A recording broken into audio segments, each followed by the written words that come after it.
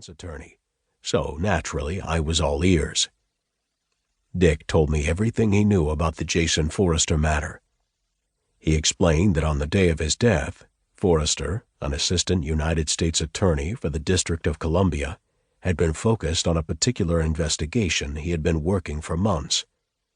The target was a criminal enterprise as horrible as it was secretive. He had vowed to track it down and personally drag the bad guys to justice by the collar. Then, at 1 minute after 6 that evening, while most of the staff was packing up, Dick said, a secretary was trotting out of the building for the day but stopped and rapped on the door of Jason Forrester's office. She tossed a FedEx envelope on his desk. "This just arrived for you," she said.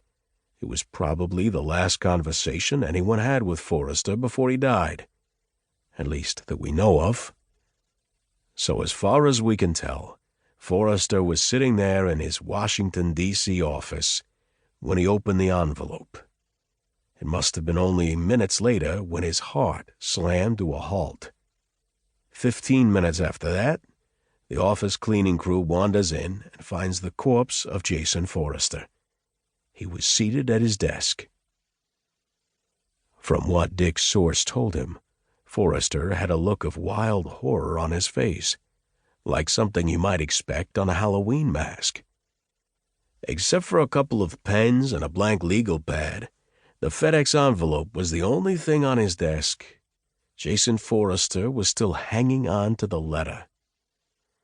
Dick took a moment, then added, "It took 2 big paramedics to pry his fingers loose." I didn't wait for the punchline. I interrupted Dick and asked what they knew about the FedEx delivery. It was sent from some printing, mail, and express delivery shop in New Orleans. The sender's name and address on the package were fakes. Any security cameras in the store? Nah, and as luck would have it, the staff couldn't recall much about the person who dropped it off, except that the guy paid cash for second-day delivery. Any investigation? Sure, Dick said. You'll never guess who headed it up. Vance Zadok, Forrester's boss. He's the head honcho as the U.S. Attorney for the District of Columbia. But the FBI lab didn't find anything on the letter or inside the envelope. You know, no anthrax, no toxins.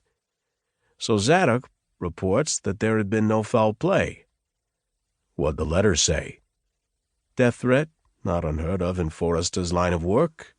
So Zadok decided it was a hoax. Just happened to arrive at Forrester's office with coincidental timing. Now, on the face of it, an unsuspecting mind might concede that Vance Zadok had a point, because it turns out Forrester had a medical history of cardiac arrhythmia. Autopsy confirmed it. So Zadok concludes that Jason Forrester died of natural causes, then kicks it up to the Attorney General's office for the formal wrap-up. The word I'm getting is that the AG is simply going to rubber stamp Zadok's findings. I knew there had to be more to the story. Otherwise, Dick wouldn't have bothered to bring me into it, and I told him that. Dick said, "Yeah, there's a backstory, all right. An anonymous tipster called me and gave me all of this intel. That's how I found out. Told me everything I just told you, with one more detail." "What's that?" "The tipster, someone I suspect to be reliable, told me that Forrester's demise was death by voodoo." That's a quote. Dick let that sink in, then asked, "What do you think?" "Me," I replied. "I'd file it under possible death by supernatural causes. Further investigation needed. But that's just me." "Thought so," Dick said. He didn't push the matter. Not then.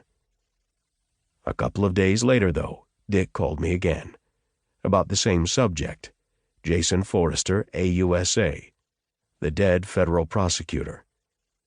When I picked up his call, Dick asked me right out of the gate, "So, just wondering, is Trevor Black still chasing demons?" Dick didn't have to ask. He already knew the answer, back when I was still collecting mail.